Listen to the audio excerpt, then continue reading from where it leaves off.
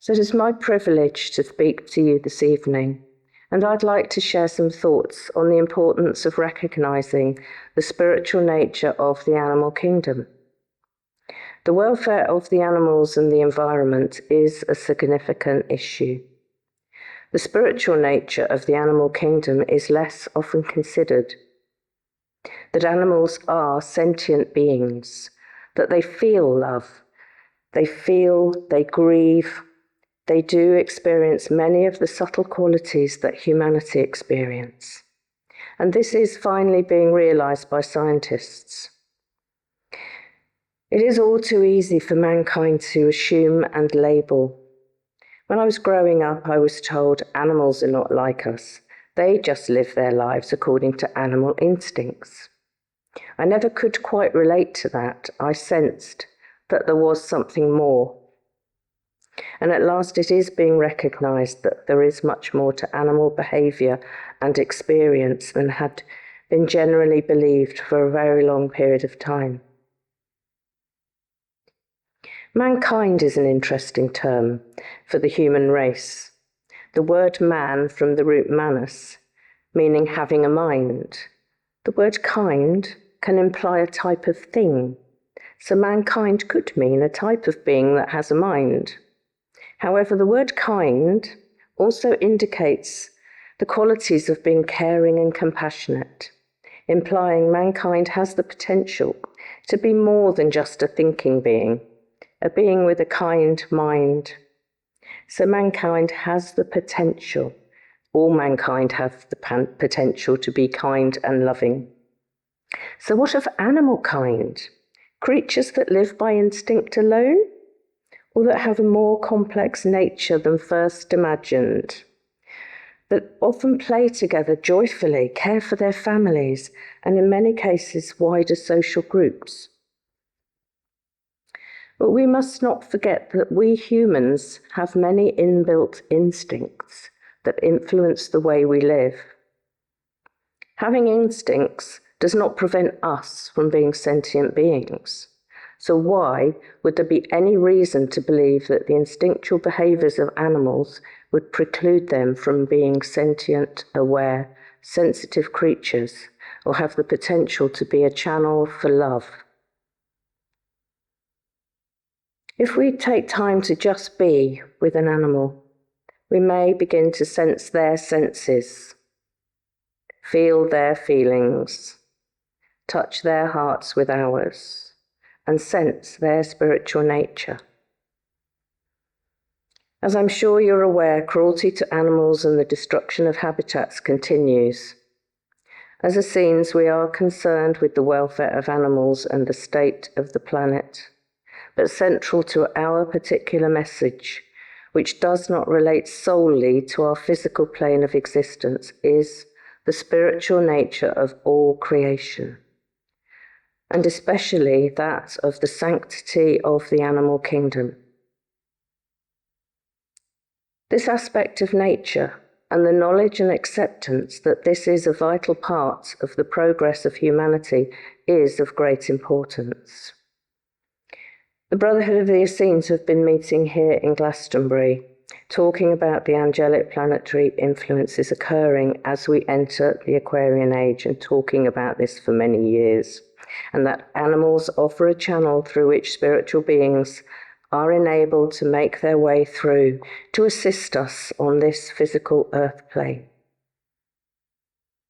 This channel, however, must be one of peace and harmony in order for these particular angelic entities to access our realm.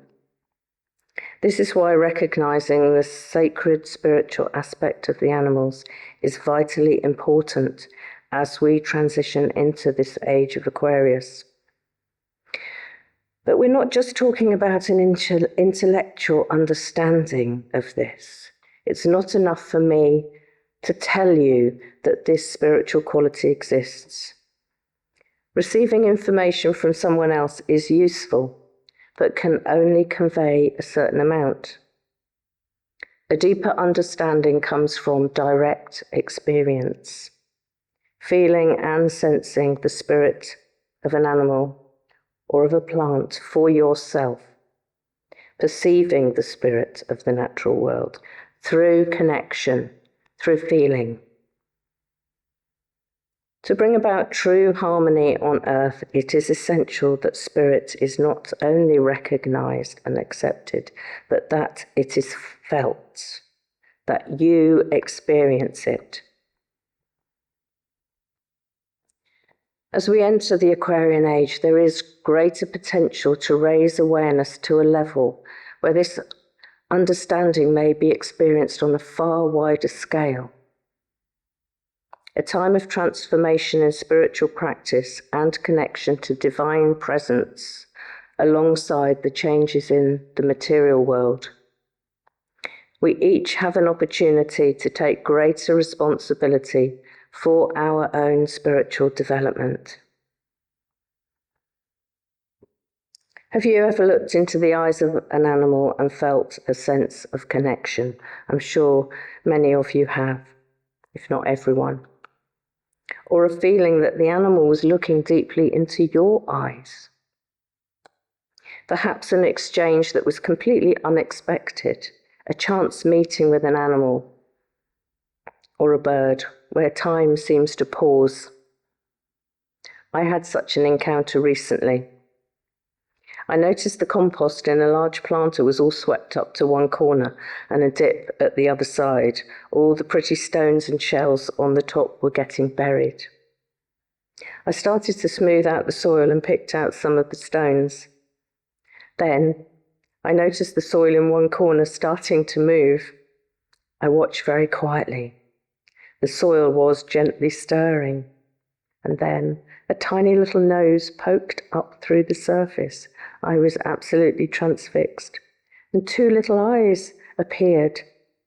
And for a few moments, a little mouse gazed back at me, and what beautiful eyes looked into mine, so bright, so clear, and so aware. And we just paused, and then it scurried off, but the feeling lingered with me. The imprint of those eyes has remained with me, and within it, a feeling of beautiful presence. And that presence instills a feeling of love. And that little mouse is still around, making itself at home in my garden. So how do we begin to sense the spiritual nature of an animal? I think a good place to start is by creating a sense of peace in our own bodies and minds. Developing our ability to become quiet enables us to listen and sense with greater clarity.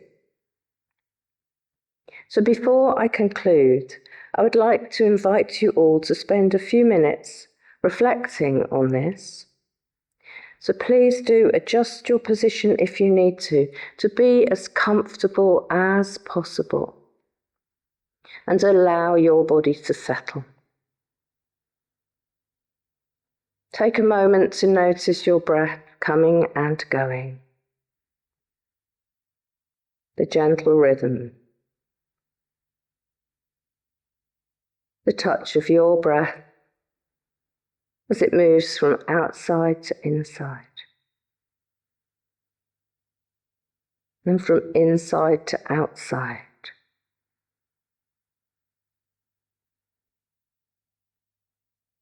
Invite a sense of stillness to arise, allowing yourself to quieten.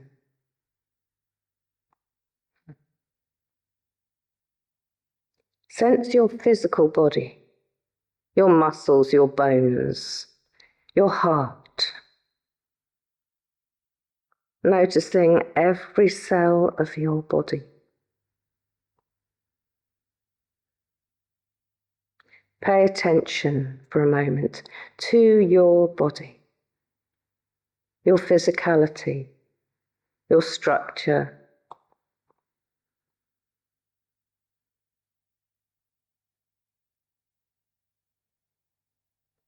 and your more subtle layers.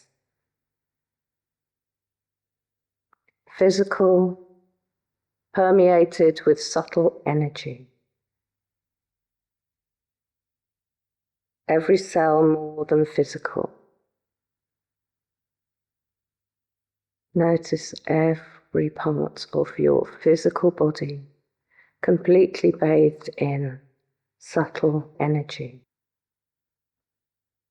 Every cell conscious and aware.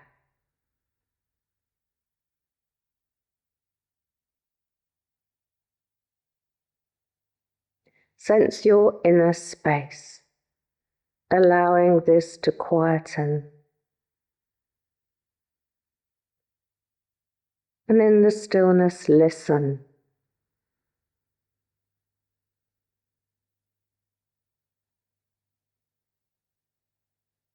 Listen and feel.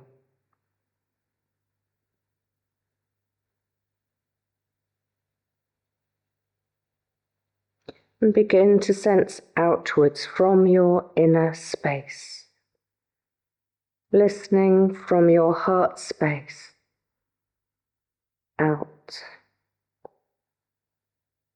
Listening with the consciousness of every cell of your body.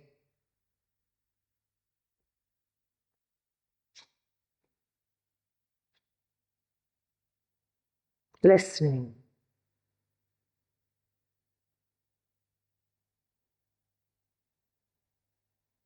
Aware of your body, the space occupied by your body, and the space around you.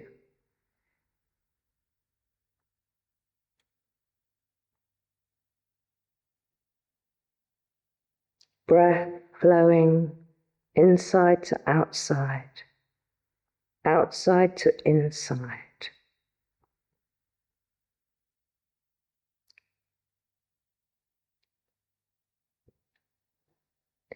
Offer love to every cell of your body.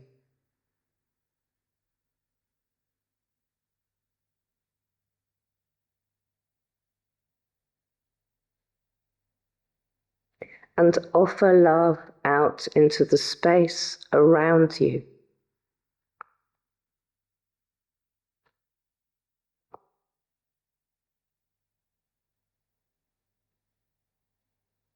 Allow division to dissolve. Your inner space and the space around you merging into one.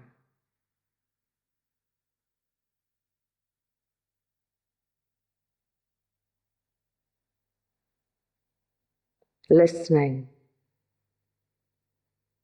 sensing this space.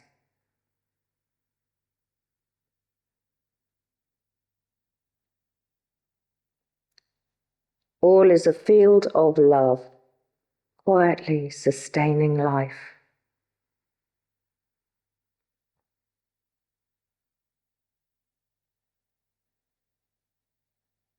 Sense your heart being held in space, comforted, sustained. And there in your heart, experience divine love, however this arises for you.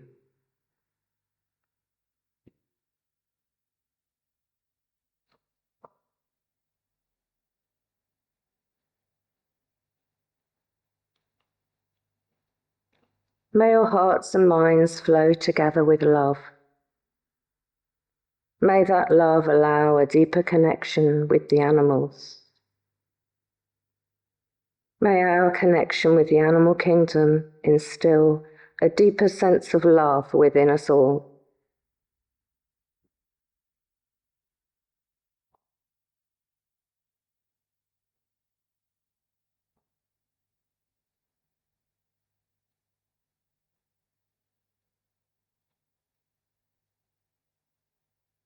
Gently bringing yourself back to an awareness of your physical body, your body in contact with the chair.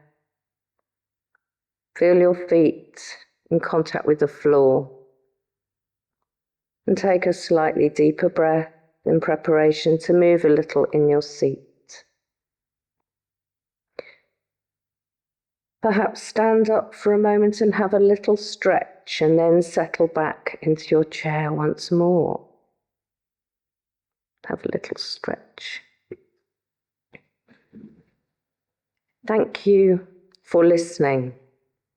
And until next time, when I hope to share with you once again, it is now my great pleasure to introduce you to Reverend Mother Shirley.